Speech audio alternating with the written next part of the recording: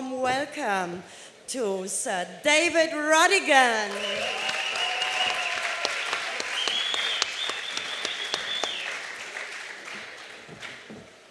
Yeah, we are so very happy to have David with us today. And I guess everybody saw the wonderful performance last night. Please, another round of applause for this awesome show last night. Right. And also on the panel with me is David Katz, author of the Lee Perry biography, People Funny Boy, as well as Solid Foundation and Oral History of Reggae. And unfortunately, because of a family emergency, Pierre Tosi had to leave us today, which is very sorry, of course. And my name is Ellen Köhlings, together with Pete Lilly. I'm the editor of the German-based Rhythm magazine. And I have to say, a magazine like Rhythm would not have come into being if there wouldn't have been the radio show Rodigan's Rockers on BFBS. You know, this show introduced so many German reggae activists to the music, which brings us all together here.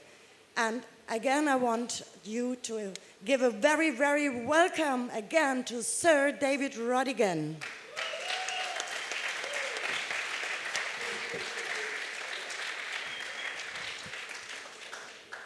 And David, how did you experience the show last night with the Outlook Orchestra, which is of course different from anything else we saw before? Last night was, for me, incredible. This was a work of a labor of love, which we've been preparing for some considerable time. Tommy Evans, the orchestra leader, cherry-picked every single musician, and the Outlook Orchestra attention to detail was an understatement. Every single instrument, every single note was written down and scored individually, including the drummers. And this was a labor of love by Tommy Evans and one of his writers. So for them, I extend the most sincere gratitude, because this, I felt, was a very important historical document. I think one of the problems in recent years with our music is that some of the songs that the performers sing on stage, this is not a criticism, it is an observation, lack definition, they lack completion. Songs are not completed, songs are half sung, not completed, mixed downs, audiences asked to sing the songs for the artists. And I find this strange. There was a time when Gregory Isaacs would sing all his song, the complete song, that Dennis Brown would sing the complete song. We've seen our music condensed and shrunk down and shortened, and I find that disturbing, and I don't understand why it's happening. So one of the other reasons we did this was because we wanted to document these songs and the importance of these artists, many of whom, of course, are no longer with us. So this was the reason we set out to do it. It was my 40th anniversary in broadcasting, so we cherry-picked songs that reflected the different eras. Obviously, we only had 90 minutes to do this, so we had to work very hard in terms of getting it all in shape and in place. But to hear the response that we saw and heard last night from the audience was absolutely incredible, because this was an audience that had come to see and hear the music because they loved the music. Sometimes when you perform at a festival, you're performing to people who aren't necessarily into the music. They're into the festival, but they both, what's ska music? What's that about, you know? But this was an audience that knew exactly what ska was, that knew exactly what rocksteady was, and we were able, therefore, to give them the joy that the music gives us.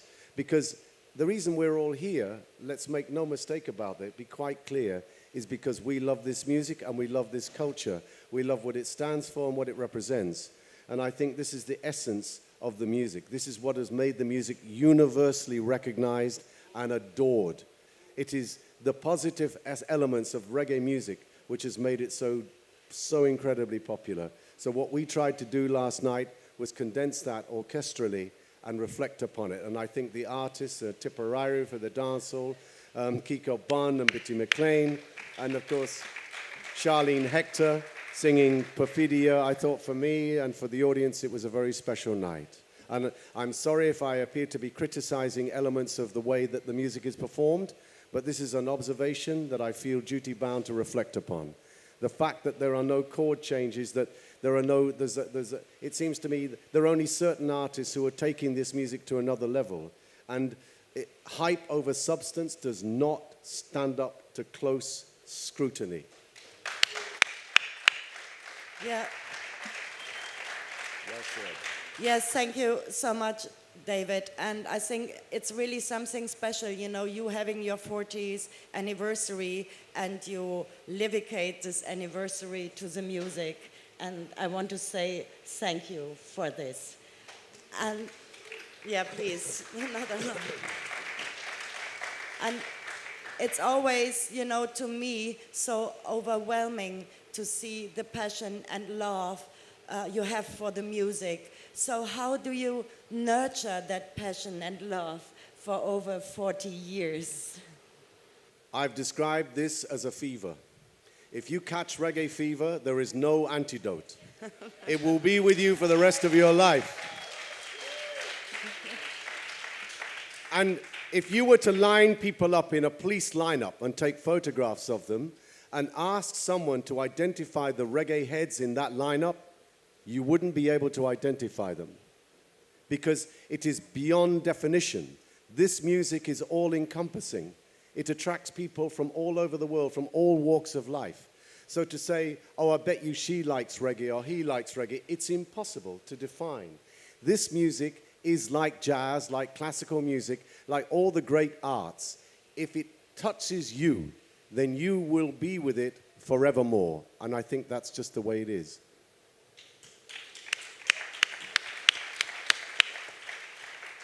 And David, maybe you can take us back, you know, to the very moment when you caught the fever.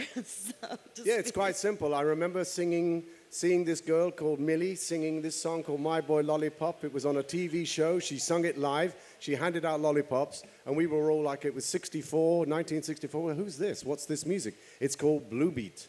It's called ska. Then we heard about this guy called Laurel Aitken.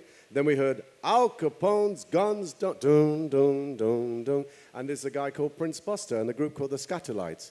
And it was the 60s.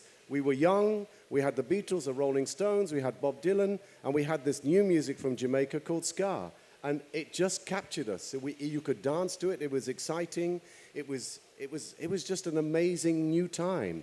Everything in the 60s was new, relatively speaking. There were no versions of old, well, there were versions of, obviously there were pop versions of black American soul songs, we know that. But this music from Jamaica was completely new. And it hit the UK like a tidal wave. Young people, not just black people, not the sons and daughters, not the people who'd come in from the West Indies, not just them, but people beyond the West Indian diaspora, they got into the music in a big way. The mods, then the skinheads, then the roots rock reggae rebel culture came along, and so it has progressed ever since. And that's just the way it is. I caught reggae fever. And David, maybe you can share some of the, since you know it's 40 years in your career, maybe you can share with the people of the Rototom the most memorable moments, or at least some of the most memorable moments in your career. The most memorable was meeting Bob Marley. And not only meeting him, but him agreeing to come onto my radio show that Saturday night. No one even knew he was in the country. He was on an unofficial stopover from the Zimbabwe independence celebrations, and I just happened to meet him on the staircase at Island Records. I jumped protocol. I asked him if he'd come on the show. He said yes. He took me into the listening room. He took a cassette out, and he played Could You Be Loved, and said it's a song I've just recorded. He brought it the next night to the radio station, and he played it on Capital Radio. That was back in 1980. That, for me, I was so nervous that night. My voice went up, you know, I was so incredibly nervous because I was in the presence of Robert Nesta Marley and Family Man, the Wailers. I saw them in a pub in Fulham Palace Road called the Greyhound, a pub. That's where I saw them. And they began the show by sitting on the floor of the pub. So that was definitely a highlight. Another highlight was meeting Donald Manning and Bernard Collins of the Abyssinians. I was able to interview them at BBC Radio London, and to say that I was in awe of them is an understatement, because to me, Declaration of Rights is one of the greatest songs of all time, along with Sata Masagana. Give me some signal for those two songs alone. There is a land far, far away, where there's night, there's only day. Look into the book of life and you will see. Sata Masagana, Declaration of Right. Those two songs alone. So to interview them was special. And then, of course, Dennis Emmanuel Brown. To interview Dennis for 2 hours was incredible. And Alton Ellis, of course. And I, Roy, full of anecdotes about the rivalry between him and Prince Jasbo. And for me, a very special encounter was Gregory Isaacs. To interview Gregory, a man of few words, and to actually get him to talk at great length about his career was super special. And one of the real highlights was Bunny Wailer. Because when I first met Bunny Wailer, it was outside Harry J's studio in '79, and I asked him for an interview, and he just looked at me and said, no. And got into his Jeep and drove off. A couple of years later, we convinced him to come to England for the Capital Radio Jazz Festival, and he performed his first ever solo concert when he performed songs from the Blackheart Man at the Brixton Academy. And for me, the Blackheart Man is quite simply one of the greatest reggae albums of all time. So I got to know him, and then eventually I did a 3-hour special with him, and I also did a 3-hour special with Prince Buster. So those are some of the highlights of my career, in meeting the stars whose work I've admired. And remember, I am a fan, just like everyone else here at Rototom. I'm just a fan, and I just was fortunate enough to be in the right place at the right time, to get a radio show, and to be able to meet the stars whose work I loved and admired. For me, that was a privilege, and I've never, ever taken that privilege for granted. That's why I spend as much time preparing my radio shows now as I did 40 years ago. There's no shortcut to getting things right.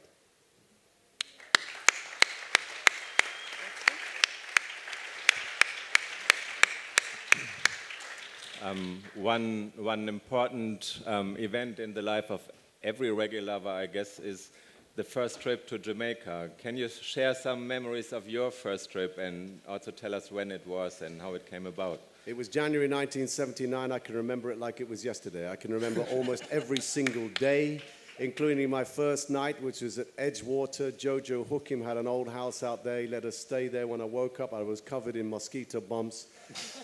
I got a cheese and bun from an outside mud bus that was driving around, and I ended up in Maxfield Avenue 2 hours later. And Dave Henley and Mo Claridge were with me. They're both no longer with us.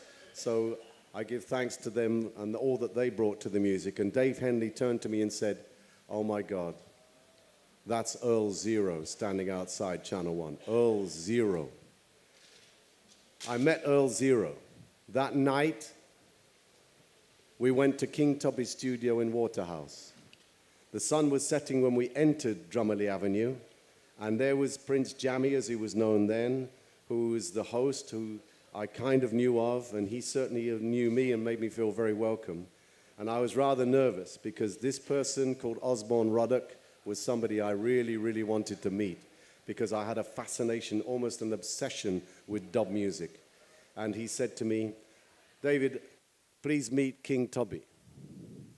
And I shook his hand, and he stared straight at me.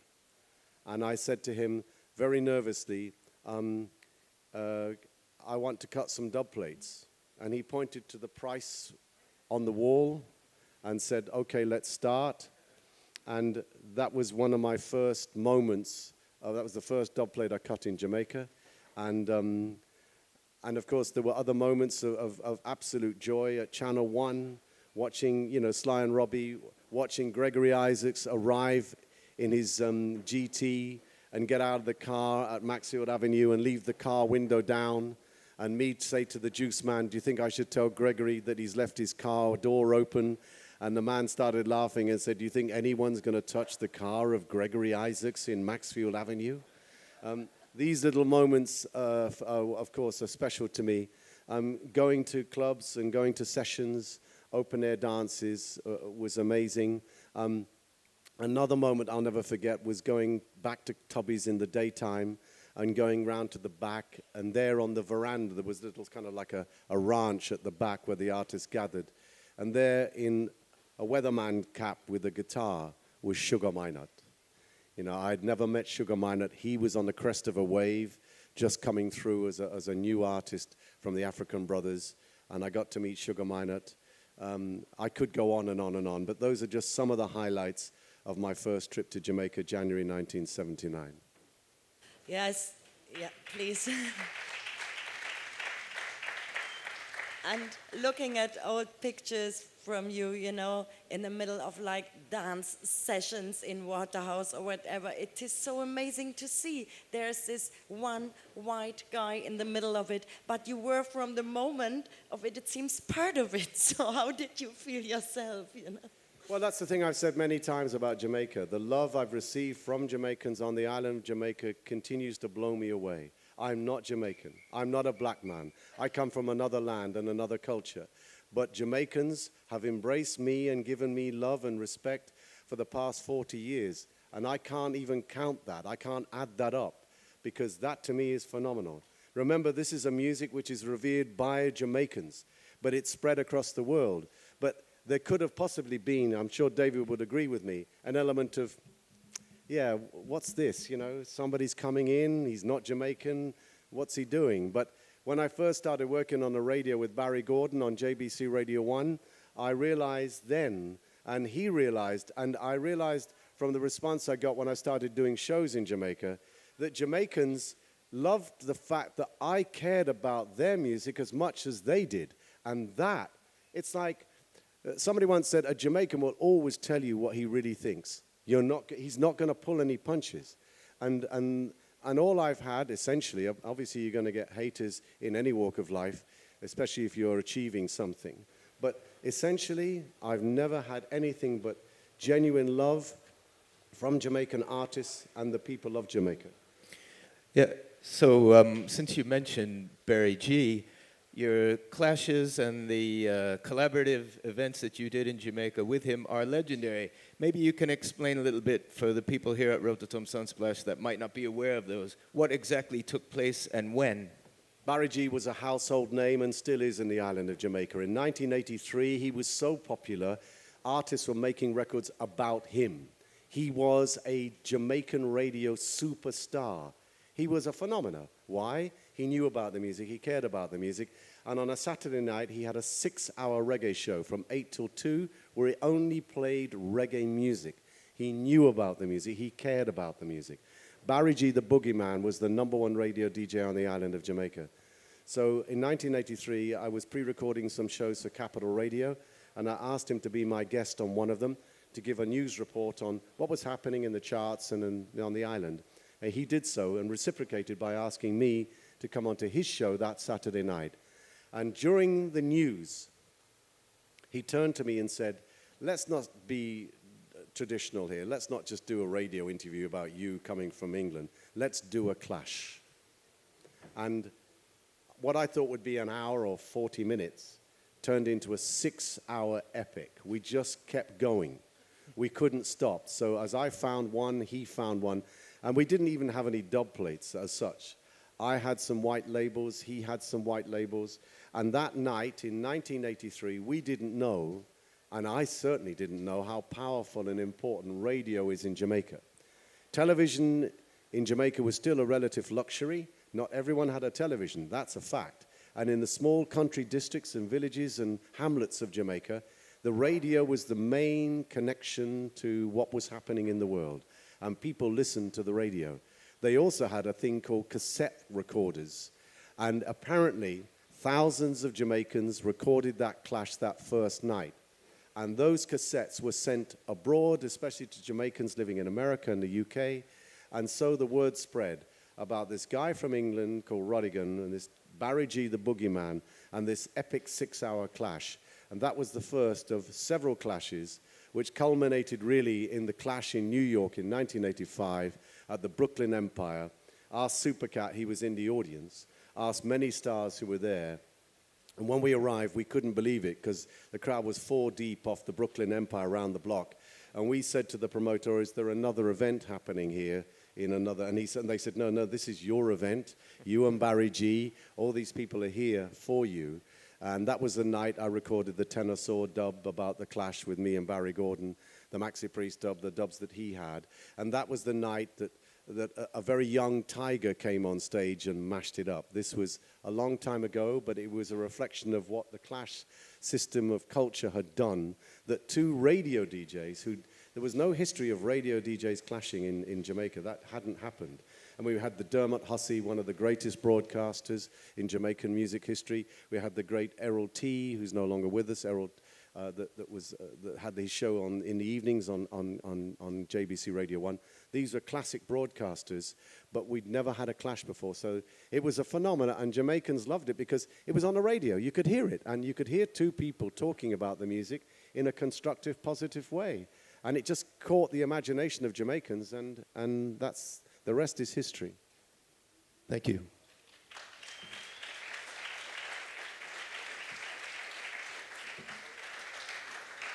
And when it comes to sound clashing, David, you seem to have a love-hate relationship a bit with sound clashing. You enter sound clashing, then you stop for a while, and then you enter it again. So what makes sound clashes as such attractive to you? Two reasons. They're incredibly exciting. They're a way of recharging your musical batteries. They're a way of putting you back on the front line where you've got to be shot with the energy of the music again, because you're duty bound to go and seek and find new dub plates, new ideas, new ways of tackling your adversaries who are definitely there to take you out big time. But it started really as a joke. The Barry G clashes had been friendly on-air affairs. But what happened in 1991 was that Courtney Singh from Bodyguard Sound was in London, and he said to me one night at one of the shows they were doing, he said, "Why don't you clash with us in Jamaica?" And I said, "Are you crazy? Clash with Bodyguard, the hottest, newest sound on the island? You'll chop me up in little pieces." He said, "So what, you're afraid of it?" I said, "What, afraid? No. You can't do it?" I said, "Well, no, wait, let me think about this." And then I thought about it, and I said to a few people, and they said, "What? Don't do that. You're just a radio DJ. You don't want to go out there and clash with Bodyguard. They'll make mincemeat of you." And somebody once said that we all love a challenge in life. And Nelson Mandela said, "It always seems impossible until it's done." So I thought, this looks impossible, but you know what? I'll give it a go. And I cut some dub plates, including "Who's Gonna Bodyguard You, Mr. Bodyguard?" from the Mighty Diamonds, and that was my only customized, along with "What is Sati? Big boy ask, who is Bodyguard? We wanna know, who is Bodyguard?" So I used a couple of old traditional songs and took these specials. And when I arrived in Maypen, I couldn't get near the dance because there was just so many people. And I said, "What's going on here? You know, all these people." And he said, Courtney Medley said, "Oh, they've come to see you." Because, again, I hadn't realized the impact of these clashes with Barry Gordon. So Jamaicans wanted to see this guy from England, and what was he going to do against Bodyguard in Maypen at Big J's Skateland? You know, home base camp for Bodyguard? He hasn't got a hope. And we played on the roof, and it was ram-packed. You couldn't move. And as we got into the clash, the sound system cut out. There was a generator problem. And everyone sat down on the floor in Big J's Skateland. And Courtney Singh and Big Mac turned to me and said, "This is history." I said, "Why?" He said, "Normally, they'd all walk out. But they ain't walking out because they want to hear what's going to happen." And that clash was long, it was fun, and it was the beginning of many clashes, because what had happened was people started talking about it. Next thing I knew, I was on a plane to Washington, D.C. to clash with Emperor. I won that clash, and then the other sound systems and promoters started booking me to clash with them. And I went in, and of course the most famous one was 93 against Kilimanjaro in the Mai Temple, which had been preceded by the clash against Waggy T. He was the #1 DJ.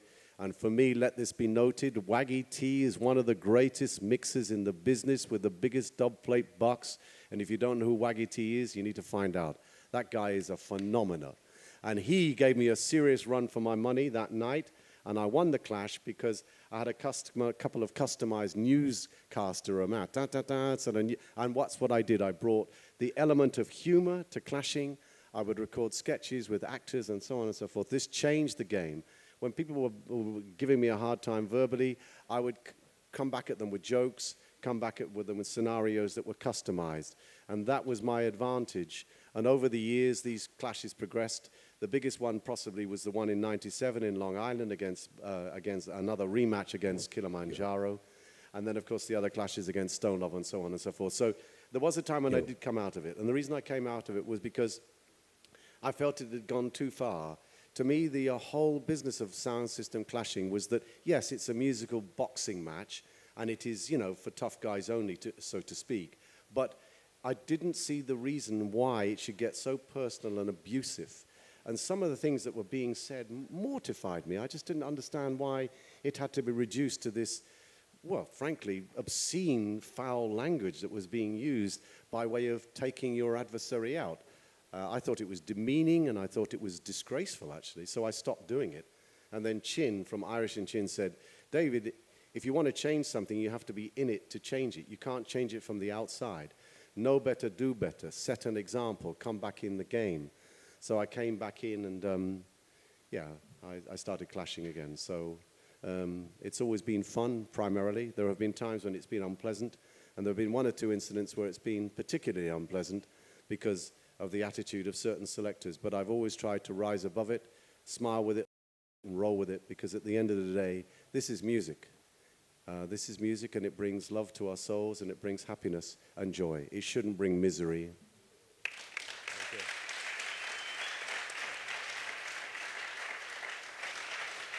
Let us shortly listen to some of your exquisite dub plates, a mix which was done for the Rhythm Cover Mount CD when David graced the cover in 2013. Our immediate sound I talk about special. This is Bitty McLean alongside David Rodigan. And when I say special, I mean special. Only played by David Rodigan. Some boy, this one will break your heart.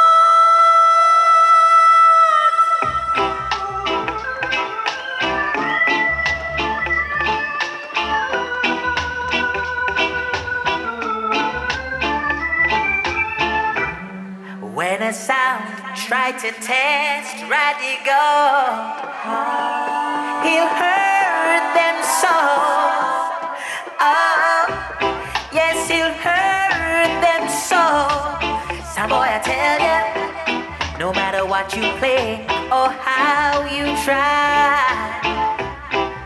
he'll make you cry. Some boy, I tell ya, yes, he'll make you cry. So sound boy, listen to me when I say to you, to kill Rodigan is hard to do. Cause when when Rodigan is dead, they've got to charge and leave no matter. Because Rodigan kill something tonight. Hey, whoa, yeah. Sounds boy, Rodigan's gonna get himself together. Yes, can't afford to let his faith go. You know, Soul Boy, wherever the sun comes shining, and my sisters are all smiling, no one is dying. My people aren't crying. Roddy's living in the love of the Father. Rodigan's living in the house of the Almighty, yeah, living in the love of the Father. Rodigan's living in the house of the Almighty, yeah. Ladies and gentlemen, that was Dennis Brown. Make some noise for Dennis Brown.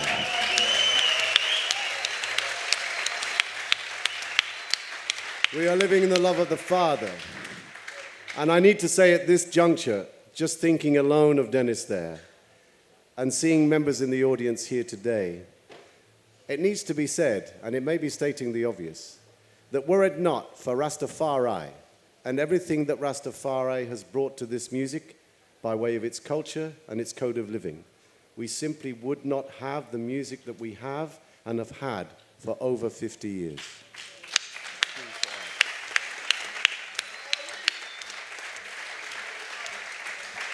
And as Bob Andy said to me, it's not Rastafarianism because we're not in the ism and the schism.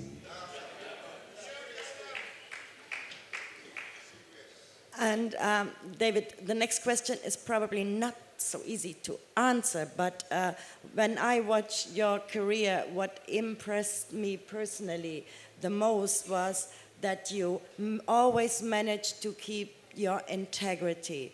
And this is something so special in a genre and, you know, and a culture which is very competitive, you know. And yeah, I'm not sure if you can answer it if I ask how you manage, you know, to do this, because this is really something which I personally think Well, just like represent. my compatriot David Katz, a writer, a musicologist.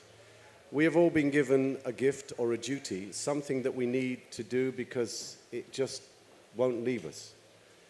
David has spent not hours, years, days on end, transcribing interviews. Imagine how long that takes. And I'm not saying that because he's here, I'm saying it because it's something he's already done.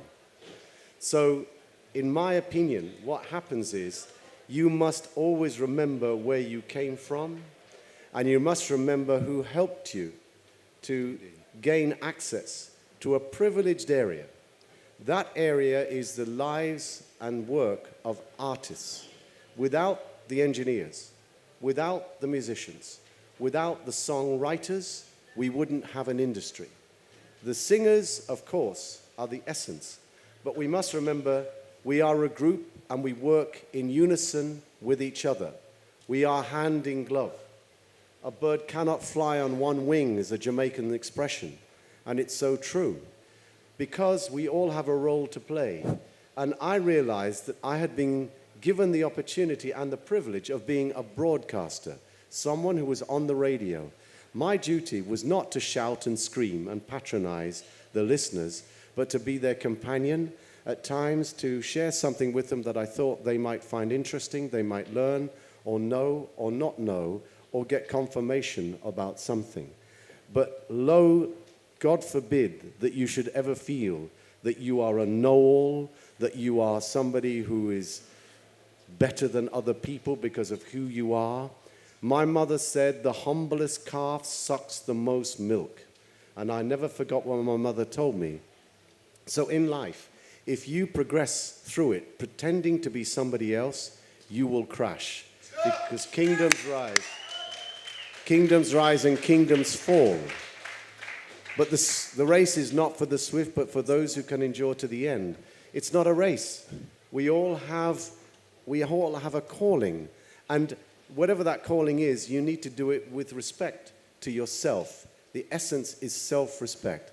I don't try to be a Jamaican. I don't try to be somebody I'm not. I am myself, and I believe that we all should be in our own way.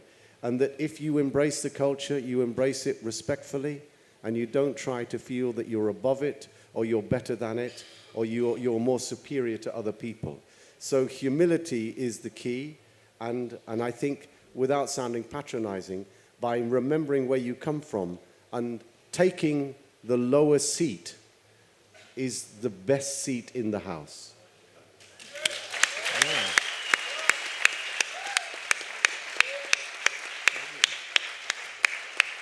Yeah, I guess I have a somewhat related question, and thank you for those words of acknowledgement and for your, the wisdom that you've imparted over the years through your broadcasts.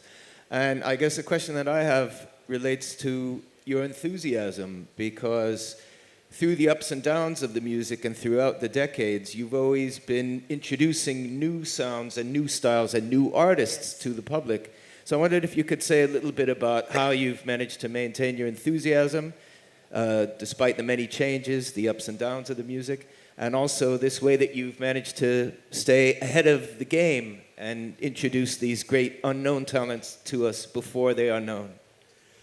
Thank you, David. I think the essence of that is that when you love something and you love it with a genuine passion, you will seek and find wherever you can. You will go and you will seek and find. That's what you do. We live in a world now where you get things sent to you via electronic mail. Back in the day, you had to get on a plane and go to Jamaica. You had to go to Waterhouse. You had to go to these areas to get these records, to meet Freddie McKay, to meet Glenn Brown, to meet Augustus Pablo. You couldn't do it. You couldn't even phone them. You had to go and find them. You had to wait and hope. Where is this Frankie Paul? How will I ever find him? You know, he's on the island somewhere, I know it. I leave messages everywhere. And then one morning at 6 o'clock, he turns up at my hotel in Kingston with someone to help him because obviously he was almost completely blind. And I got to meet Frankie Paul. I persuaded him to come to England to do his first concert. That was in 1984.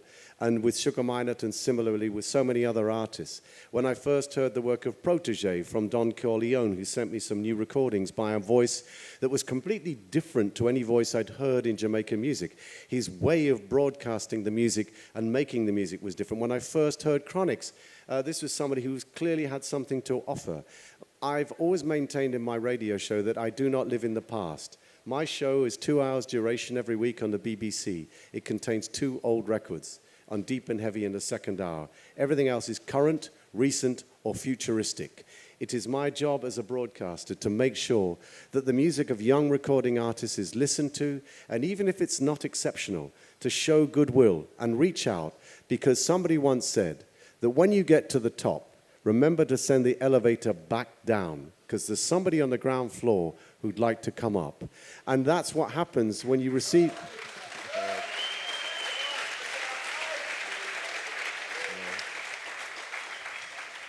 It was Jack Lemmon who said that, one of my favorite actors. But you are duty-bound, I believe, to try and help. So if somebody throws you a CD on stage or shoves something in your hand at a dance, don't take it and throw it in the dustbin because you don't know who they are.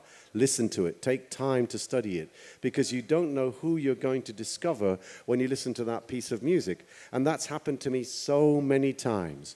A completely unknown band or artist, British reggae bands. There are new up-and-coming British reggae bands. There are new up-and-coming European reggae bands. And as a broadcaster, it is your duty to reflect that because think of the word broadcasting. If you just play one style of music, then you're not being a broadcaster, you're being a narrowcaster. And you shouldn't do that. I believe that when you have the privilege of being on the BBC, the British Broadcasting Corporation, which is heard the world over, you can hear the BBC anywhere in the world. All you need is a connection. And therefore, every week for 2 hours, I seek and find and share with my audience people and bands and artists who I think have something to offer. And if that enables them to grow, so be it. If it doesn't, then it can't be said that I didn't extend the hand of help.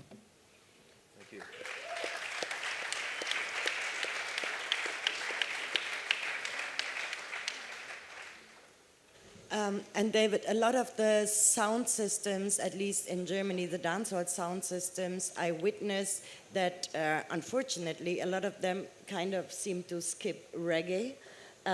Instead, they incorporate, I don't have anything against incorporating like Afro beats or hip-hop, trap or soca, but do you have an explanation for this? I witnessed this in Germany, you know, and I'm kind of feeling a bit sad that this I think it's more than sad, I think it's tragic. I think it's tragic that we have overlooked the substance of this music.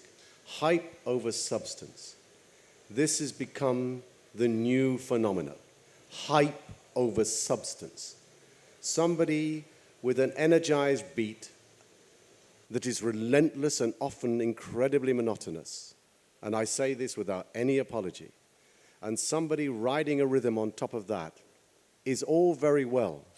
But if you ever forget where this music came from, then we are beginning to see the end of the origins of this music. If young selectors are failing to recognize the fact that reggae should be played in every single dance and not just one style of amusement, because we are not playing, it is not a disco. This is not a house music session. This is not a techno music session. You come to listen to a Jamaican sound system or wherever it's from, a group of people or a DJ who's playing reggae music based upon the origins of the music, and they don't play that, they only play... I'm not saying that you shouldn't play other forms of music. Please don't misunderstand me here. But in the same breath, you must encompass the traditions of the music. And that doesn't mean that you play Toots and the Maytals from '66 and nothing else. It doesn't mean that you just dwell in the past. it does mean that you're prepared to have the courage as a selector to bring the tempo right down, because it isn't all about bang, crash, wallop and jumping up in the air, because this music has a bass line that you can dance to. And if you look at the traditional dances back in the day, and the dances where people are still playing this music, you will see people rocking to it. Not going nuts to it, but rocking to it. Ska was the first energized form of Jamaican music, admittedly. And ska has a tremendous tempo. And there are lots of new young ska bands because the music is exciting.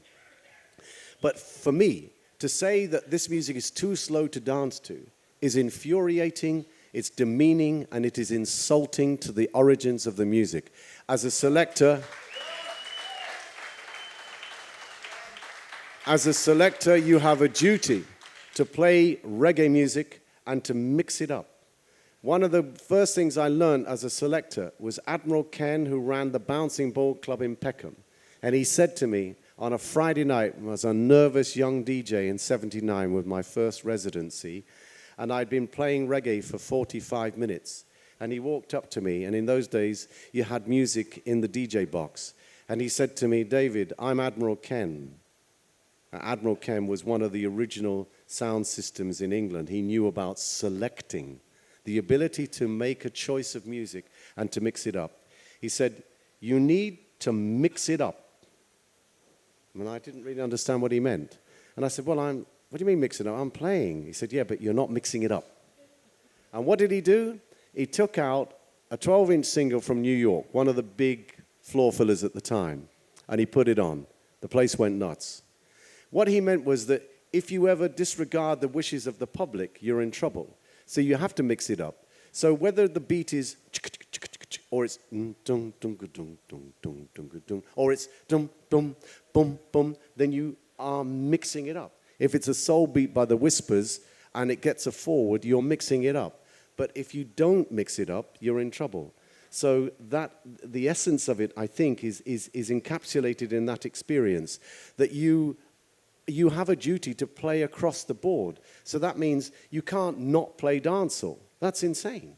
Dancehall is an essential part of this music. It's infected and influenced so much. Rihanna, Drake, ask them. You know, Sarah Larsson, one of the biggest stars from Scandinavia, who has millions of followers, is made a dancehall record, for God's sake.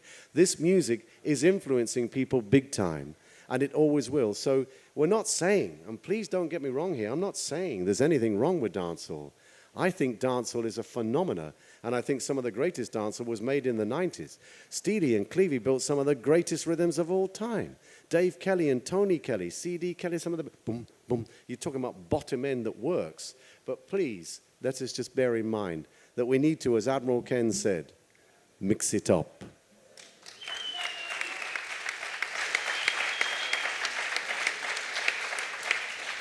And Admiral Ken used to wear a double-breasted blazer with a cravat.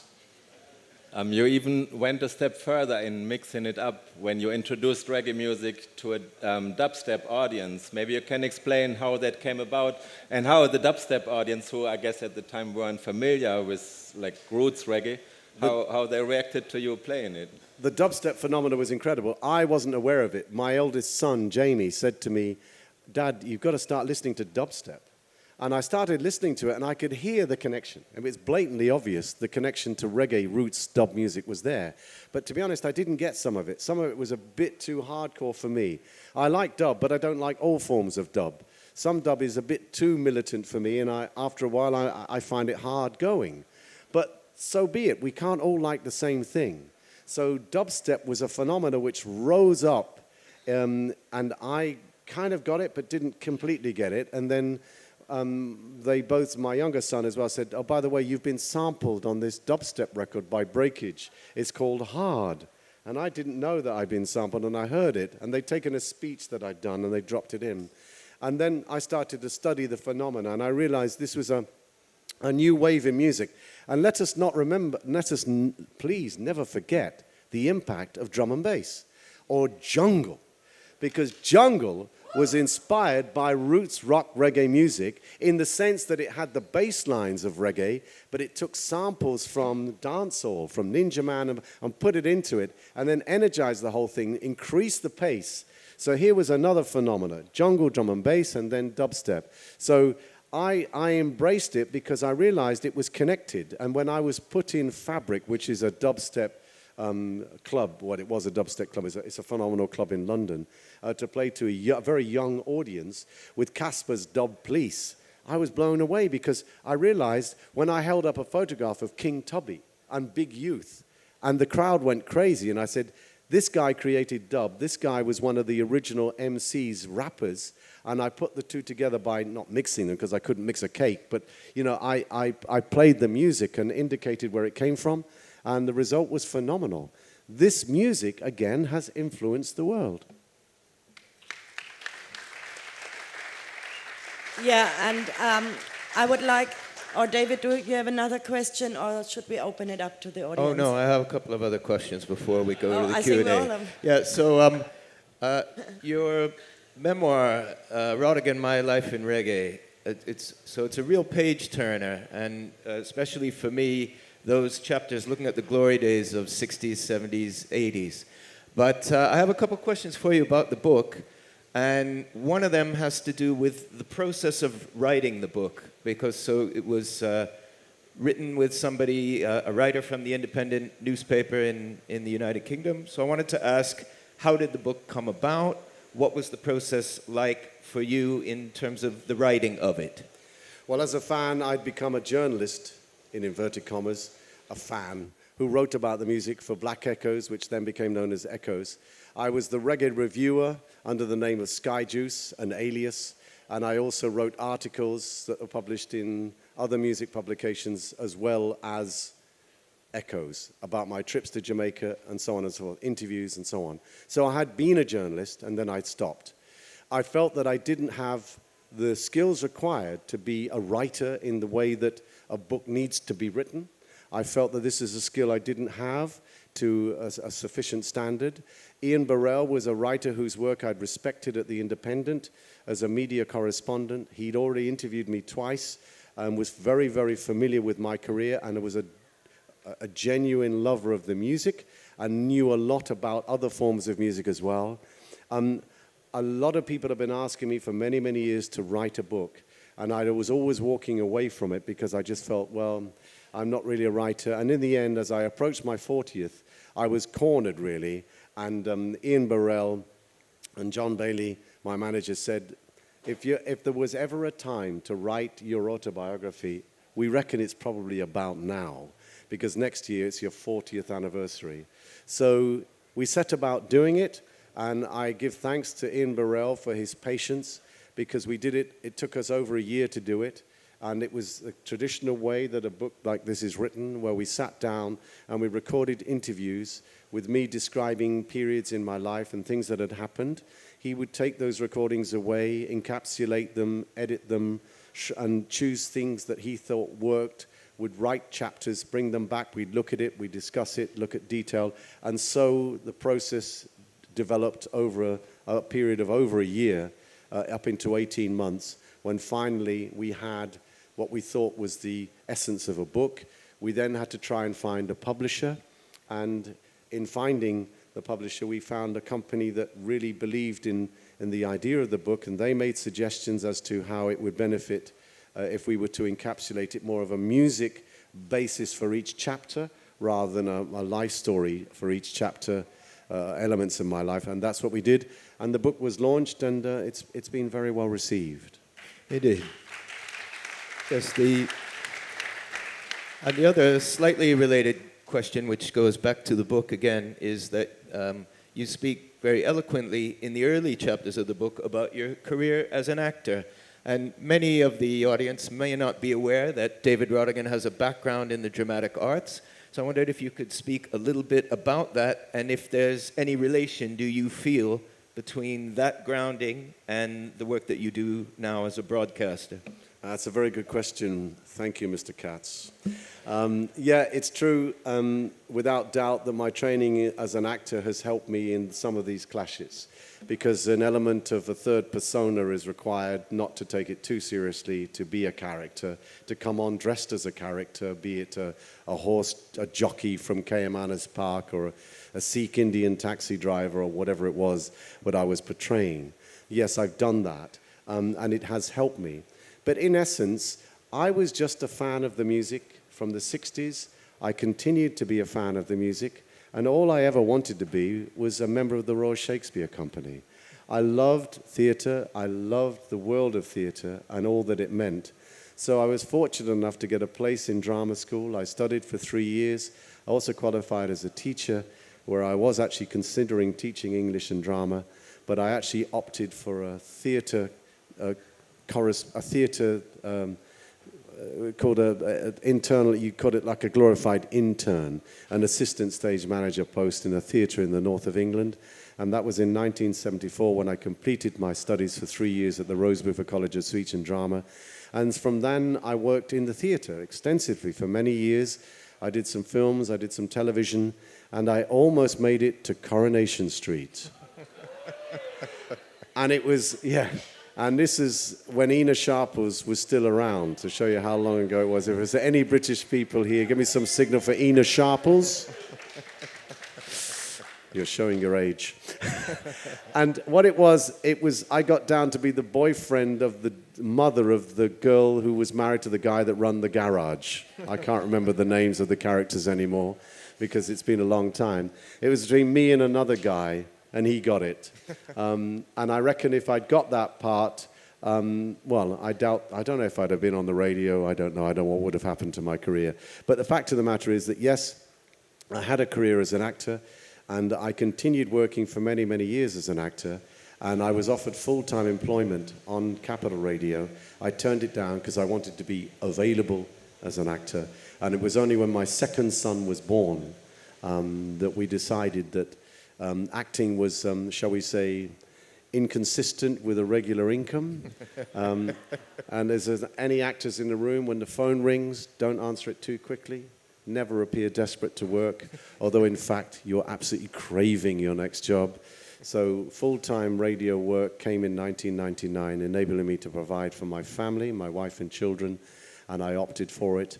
And I have to confess, with a certain sadness, I walked away from a career as an actor and continued as a broadcaster. Thank you.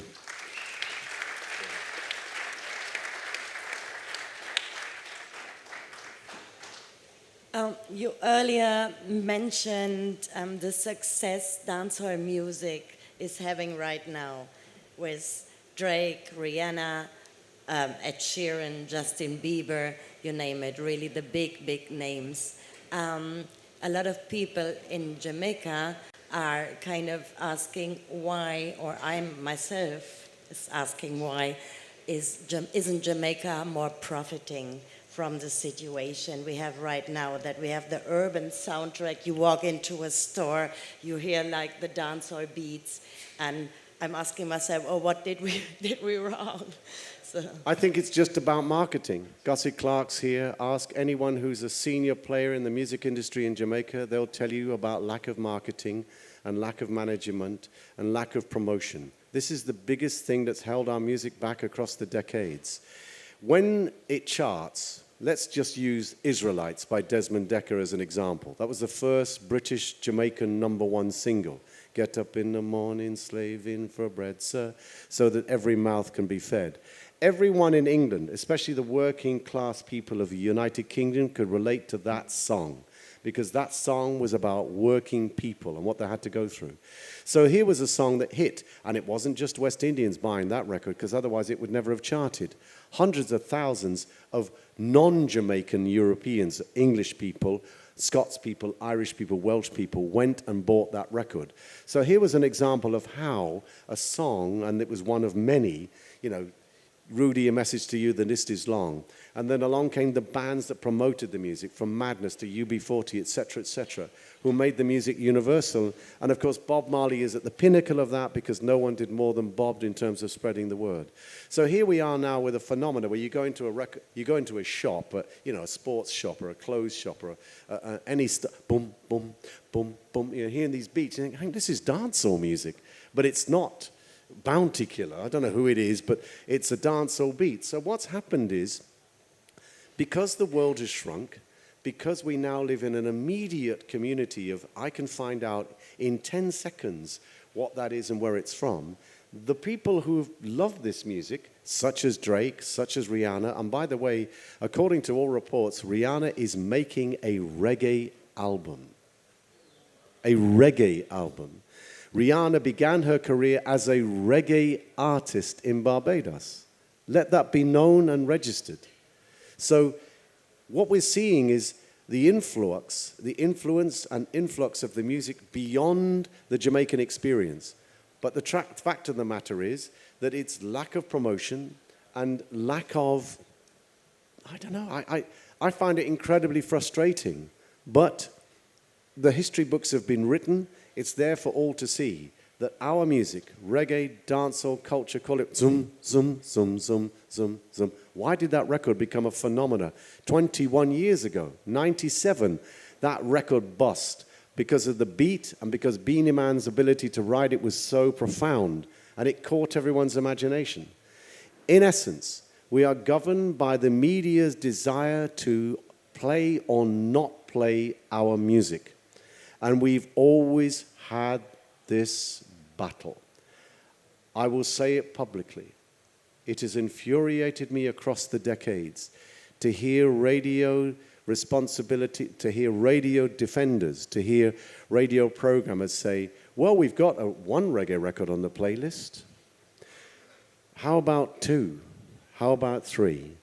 Of course, it's all governed by the fact that it's regarded as specialist music, and that people perhaps have a problem with understanding the lyrics. Do they really know what Heads High's about? But it busts. It busts. And that's why we have to say we are governed by the media, but more and more through influencers as they're known, vloggers as they're known, this new world of communication online, people can have an impact and an influence with their mixes and their beats.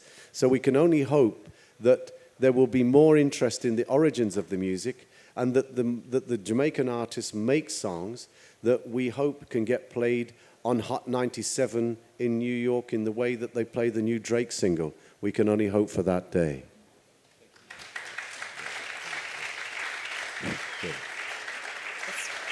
Thank you so much, David.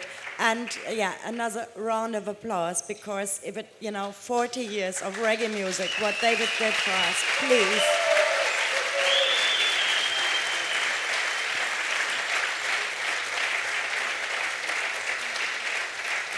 We open it up, yeah. Yeah, so we're going to open things up now for question and answer with the audience. So now is your chance to put your questions. Okay, we've got a question in the back over here. Microphone, question in the back, right-hand side. On the right-hand side.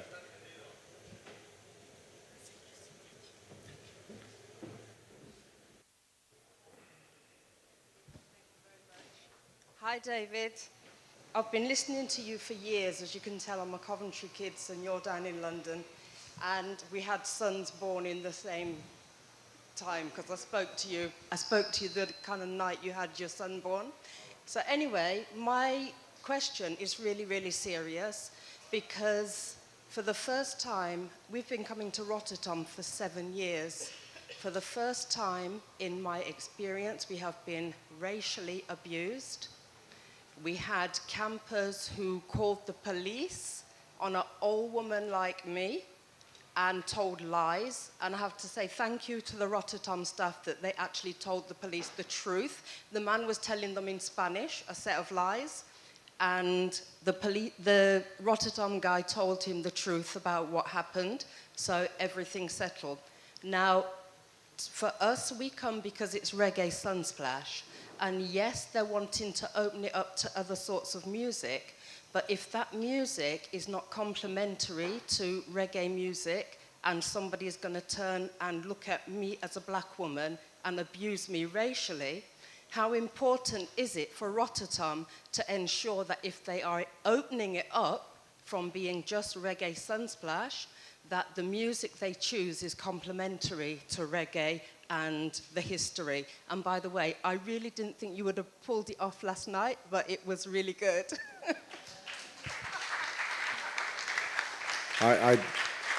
I'm mortified by what you've just told me, and I'm sure that the management here and staff at Rototom are equally disturbed by what you've just said. And frankly, I'm truly astonished. And I would like to think that the whole essence of 25 years of this music means that they will keep it in its traditions of peace and love.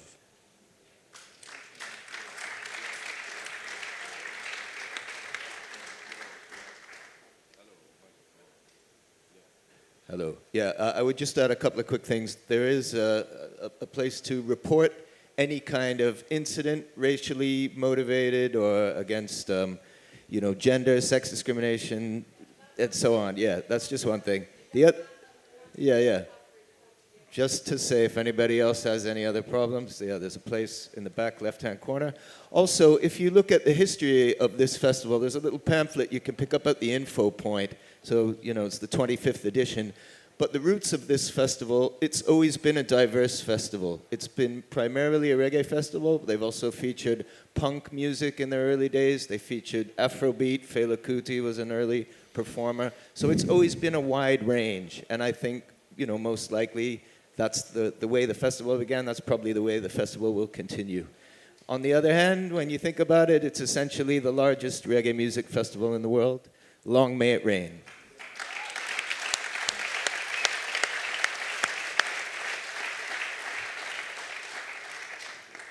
Yeah, next question. David. Where's... Right here. Yeah. Okay. Two things for you. The first, I just want to give you a compliment and kind of big you up. Ever since I've known about you, you have encouraged the Jamaican people. You have never, you spoke about, having appreciation for where stuff is coming from. I've lived in America for 14 years. I'm not sure if there's an American here. I hope I don't offend you, but it's the truth. We take things and that show where it's coming from or give appreciation. By the dancehall stage, my country's flag is there, and that's important for my country's flag, for my country, my people. And you sit up there with the panel as well, and everything you have said is all in promotion of the Jamaican people, and not only the Jamaican people, but the people of the Caribbean, the people from Africa, where we're from, and you as a Caucasian or whatever you may say, or an Englishman.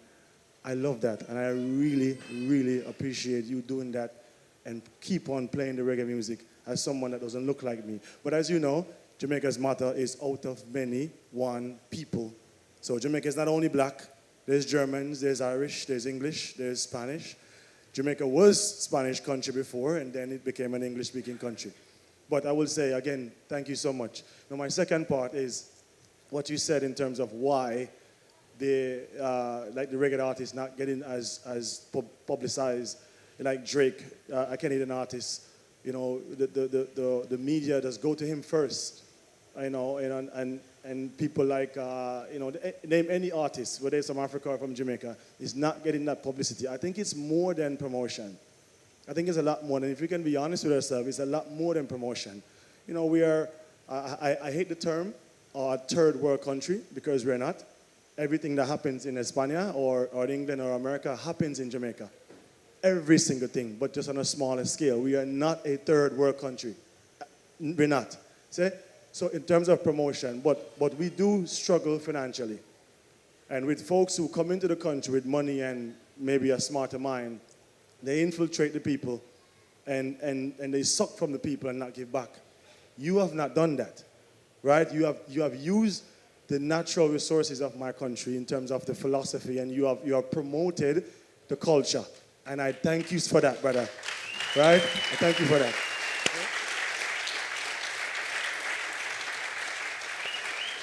Yeah. Okay, so yeah, there's another question up over here.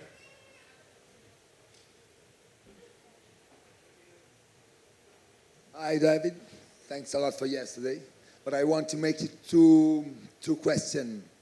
The first one is, from what you take this idea to make with an orchestra, a rock steady, and this kind of music that maybe the new generation doesn't touch so much as us?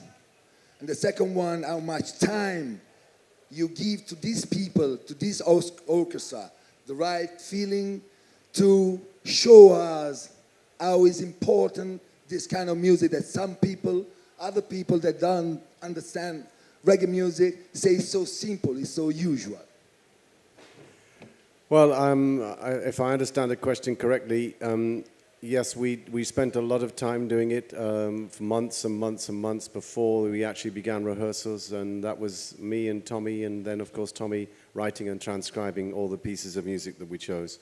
And then, of course, the individual rehearsals with the musicians, and then choosing artists that would be available. And that was another problem.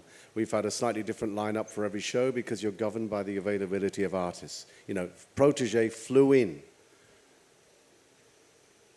in in the snow to be on our first show in London. He came on as a surprise guest at the end. Things that Maxi Priest waited 2 days in New York, stranded in New York with flights, but still got in on the day of the show. We had that kind of commitment from artists to perform. So we've been very fortunate in that people have made themselves available and been able to perform for us. And I hope that, well, I can see from last night's performance that has been received and recognized. You know, Kiko Bun is a relatively new singer. His mother's from Panama. He's reared in England. He's a classically trained musician. He's been signed to Island Records, and he has a devout passion for the music. He came on last night to perform other people's songs, as did Tipperary. That's a big call to make of an artist. But they realize the music is bigger than any of us, and that's the thing we must never forget. The music is bigger than any of us.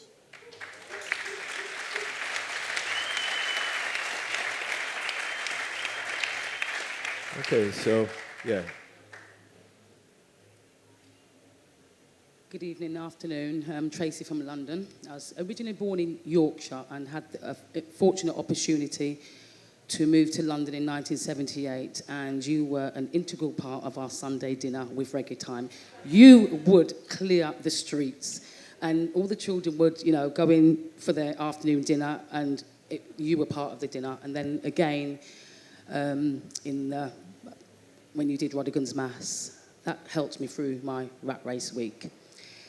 My question to you is, the first record I ever purchased was called What a Plot in 1982. I purchased it in Jamaica, and I'm interested to know what was the first vinyl that you had purchased.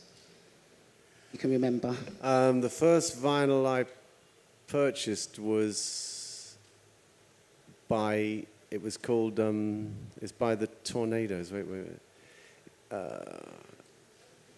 It wasn't a Jamaican record. I was a young boy, and it's in the book. Help me, David. What is it? Trying to remember, sorry.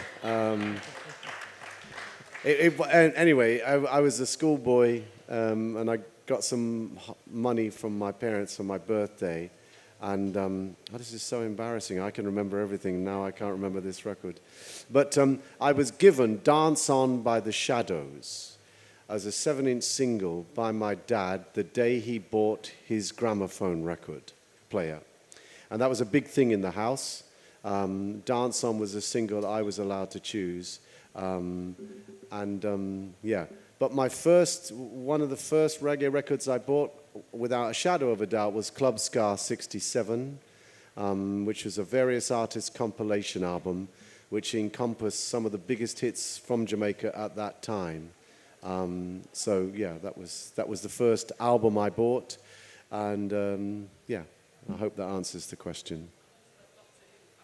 You're also a Doctor Who fan. I was in that too. Yeah, I was in Doctor Who. Was it Telstar by the Tornadoes? Ah, thank you, David Katz, ladies and gentlemen.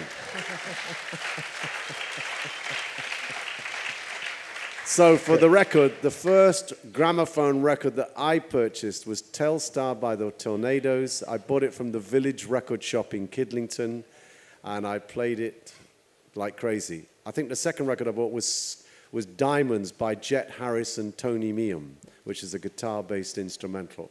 And that was, I think, in 1964, around the time that My Boy Lollipop came out too.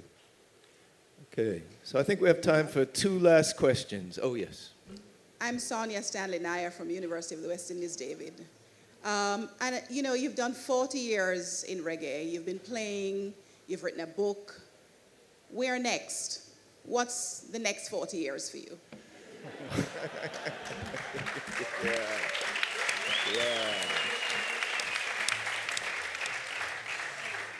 Wow. Well, thank you very much, Sana. That's a beautiful thing to have asked me, and I'm very grateful to you. I have no idea.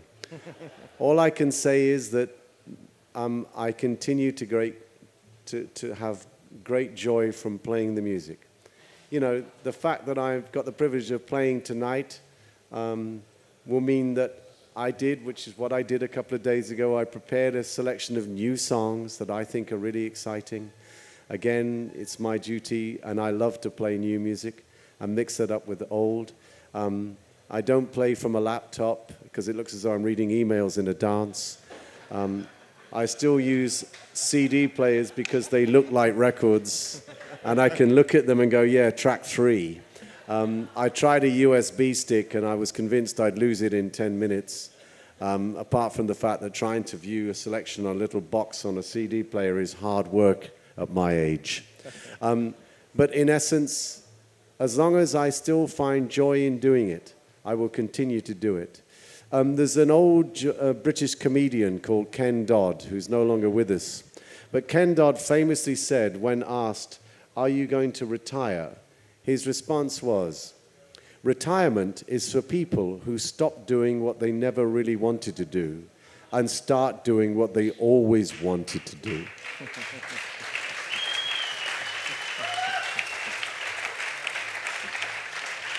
I've always wanted to do this, so I'll just keep doing it. Thank you. Yes, thank you. And so just to remind, tomorrow, same time, same place, 5:30 p.m. right here at the Reggae University. We will have Dr. Sonia Stanley Naya from the University of the West Indies, Patricia Machino from Billboard Magazine in the U.S., along with Jerome Hamilton from Headline Entertainment, booking agency in Jamaica, and the great Gussie Clark. We will be discussing Production Something, the current state of the reggae music industry. And as the gentleman RUDEBOY himself had just mentioned, he will be in the dance hall tonight at 3:30 a.m. Do not miss it. Somebody say pull up. Peace.